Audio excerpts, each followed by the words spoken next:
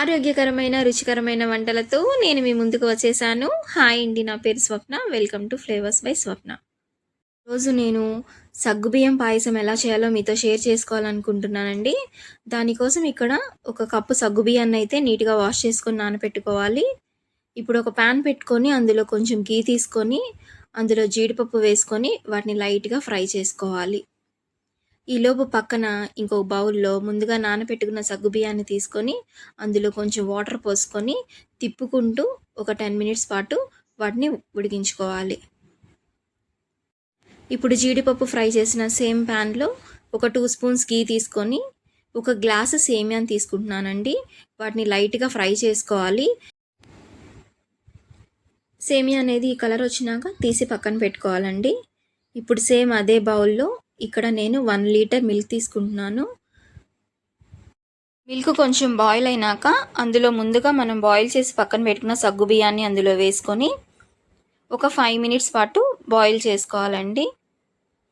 ఈ సగ్గుబియ్యం అనేది ఇలా కలర్ చేంజ్ అవుతుంది, ఇలా ట్రాన్స్పరెంట్గా అవుతుంది. ఇలా అయ్యాక ఇందులో ముందుగా మనం ఫ్రై చేసి పెట్టుకున్న సేమియాని కూడా వేసుకొని మరొక 5 మినిట్స్ పాటు సేమియాన్ని ఉడకబెట్టుకోవాలండి. సేమియా అనేది కొంచెం ఫాస్ట్గానే బాయిల్ అయిపోతుంది.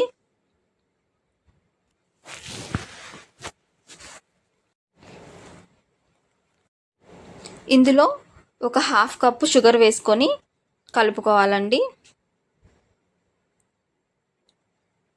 తర్వాత 4 యాలకులని ఇలా తీసుకొని కచ్చాపచ్చాగా దంచుకోవాలి. సేమియా అనేది ఇలా కొంచెం దగ్గరికి వచ్చినాక ఇందులో ఒక హాఫ్ కప్పు కాచిన పాలనైతే కలుపుకోవాలండి. ఇలా కలుపుకోవడం వల్ల ఈ సేమియా అనేది చిక్కబడకుండా అదే కన్సిస్టెన్సీలో ఉంటుంది చల్లారినాక కూడా. దీనిలో ఫైనల్గా ముందుగా రెడీ చేసి పెట్టుకున్న యాలకుల పొడిని కూడా వేసుకొని ఒకసారి తిప్పుకొని ఆపేసుకోవాలండి. అంతే అండి, ఎంతో ఈజీగా ఉండే సేమియా పాయసం అయితే రెడీ అయిపోయింది. ఈ వీడియో కనుక మీకు నచ్చినట్లయితే తప్పకుండా ఒకసారి ట్రై చేయండి. మీకు ఎలా వచ్చిందో కామెంట్ చేయండి. మీకు నచ్చితే లైక్ చేయండి, మీ ఫ్యామిలీ అండ్ ఫ్రెండ్స్కి షేర్ చేయండి. Thank you for watching. Please subscribe.